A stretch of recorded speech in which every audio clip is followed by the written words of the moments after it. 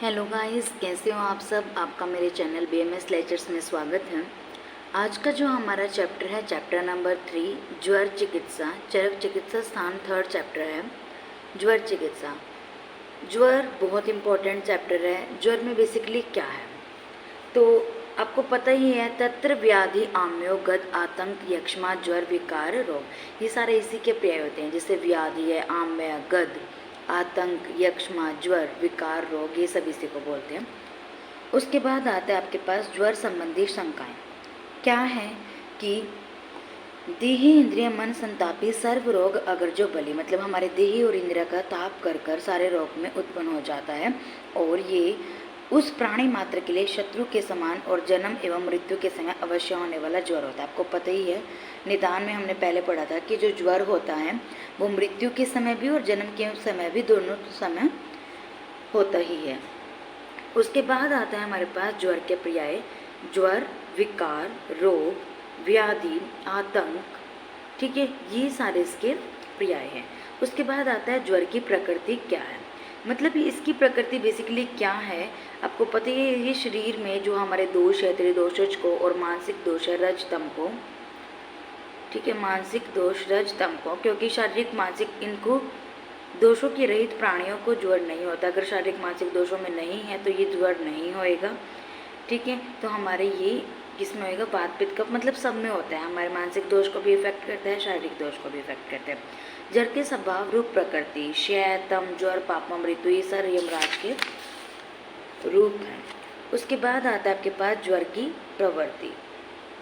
ज्वर की प्रवृत्ति में क्या आता है कि रुद्र के कोप से, आपको पता है रुद्र के कोप से जो है, परिग्रह से, मतलब संचय से ज्वर की प्राप्ति हुई थी।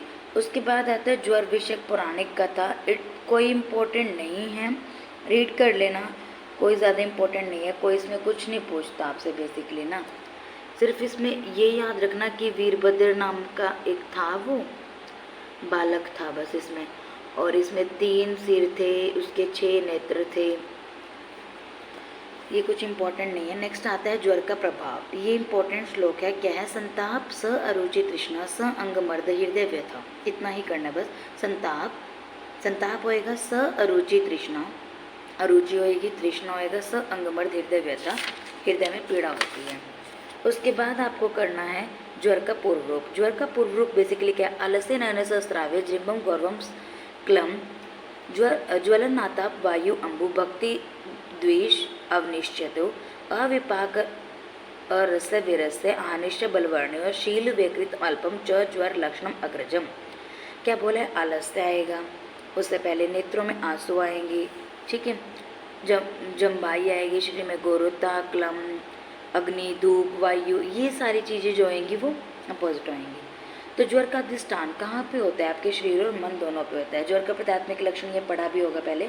ज्वर प्रत्यात्मिक लिंगम, संताप देह मानसा, संताप कहाँ होता है, देह और मन में होता है। उसके बाद आता है आपके पास ज्वर के भेद और लक्षण। अगर 2 के अकॉर्डिंग देखें, शारीरिक मानसिक होता है, सौम्य आग्नेय, अंतर्वेग बहिर्वेग होता है, प्राकृत विकृत होता है, साध्य साध्य, ये 2 के अकॉर्डिंग है, ठीक है।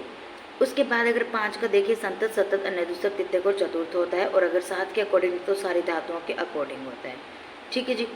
उसके बाद हमारे पास नेक्स्ट आता है, ये टेबल में अच्छे से बता ही रखा है बेसिकली, आप देख सकते हो। नेक्स्ट आता है शारीरिक और मानसिक ज्वर। शारीरिक और मानसिक ज्वर क्या होगा, शरीर ज्वर पहले शरीर में होता है और मानसिक पहले मन में होगा, ऑब्वियसली सेम बात है। उसके बाद सोम और आग्नेय क्या होता है, सोम में क्या होगा, बेसिकली वात और पित्त होएगा, शीत के बिलाशा, सोम मतलब ठंडा होता है, इसमें वात और कफ से उत्पन्न हुआ होता है, और उष्ण वायु की इच्छा होती है, और इससे जो अपोजिट होगा वो हमारा आग्नेय होता है। और वायु तो उत्तम योग वायु होता है, जो उनसा दोष मिलता है उसी के साथ चली जाती है, ठीक है। अंतर्वेग ज्वर के लक्षण, अंदर जो होगा इसमें आता है अंतर्दाह, अधिक तृष्णा, अंतर्वेग अंदर होगा तो अंदर दाह होएगी और बहुत ज़्यादा उसको प्यास लगेगी, ठीक है। बहिर्वेग में उसको क्या होएगा, इसमें मृदुता आती है, बाहर उसको मृदुता होएगी।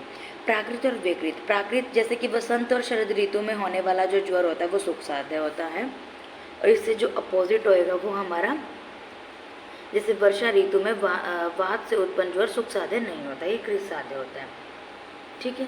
उसके बाद जो मैं बता रही हूँ बेसिकली वो ही करना, उससे ज़्यादा एक्स्ट्रा पढ़ने की ज़रूरत ही नहीं है, ये सब इम्पोर्टेंट है। साध्य ज्वर के लक्षण। साध्य क्या होगा? जो जिसमें रोगी बलवान होगा, दोष अल्प होंगे, ज्वर में कोई उपद्रव ना हो, वो साध्य होता है।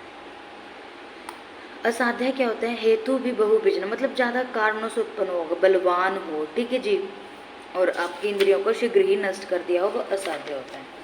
उसके बाद आता है आपके पास वातिक ज्वर 7 दिन, पैतृक 10 दिन और कफज 12 दिन तक रहता है, ठीक है, इतना याद करना है। वात 7, पित्त 10 और कफज 12 दिन तक रहता है। उसके बाद आता है ज्वर क्षीण शोनश्च गंभीर दीर्घ रात्रिक असाध्य बलवान यश्च केश सीमंत। हाँ, एक इम्पोर्टेंट पॉइंट ये भी है, असाध्य कब मानते हैं? जब खुद से जब हमारे बालों की बीच की मांग फट जाती है ना, तो मतलब कि वो असाध्य है। उसके बाद आता है संतत ज्वर की संप्राप्ति, वही है रस वही स्रोतस में फैल जाएगी और शरीर को जकड़ देती है, संतत ज्वर हो जाता है उसमें। उसके बाद आता है निष्प्रतनिक के कारण संतत ज्वर दो कहता है, इसमें कोई वो नहीं आएगा, ये भी नहीं है कुछ। उसके बाद आता है संतत ज्वर का कालक्रम। जब रस आदि दूषिया पूर्ण रूप से शुद्ध नहीं होते हैं, तब वो हमारी धातु को, दोष को, मूत्र वेग, इन सबको दूषित करते हैं। जो सतत ज्वर होता है, सतत हमारे रक्त धातु पे होएगा। सतत कहाँ पे होएगा? रक्त धातु पे होता है ये, और ये दिन में 2 बार आता है, ठीक है, दिन रात 2 बार आता है। अन्य दूसरे क्या होता है? जो मेदवाही सिरा में होता है, और ये दिन रात 1 बार आएगा। तृतीय वाला तीसरे दिन आएगा, ये अस्थि मज्जा में होता है, चतुर्थ अस्थि और मज्जा में होता है, बस चौथे वाला चौथे दिन आएगा। उसके बाद है 3 प्रकार के तित्यक ज्वर। तित्यक ज्वर भी 3 टाइप के होते हैं। सबसे आपको ऐसे याद करना है, वात पित्त, फिर कफ पित्त, फिर कफ वात आता है। तो वात पित्त में हमारा क्या आएगा? सिर में होएगा। कहाँ पे होएगा? वात पित्त में हमारे सिर में होएगा, कफ पित्त में हमारे त्रिक में होएगा, ठीक है। STP ऐसे याद करना, यह सिर पे, यहाँ त्रिक पे, और यहाँ पी से क्या आएगा? पेट में होएगा।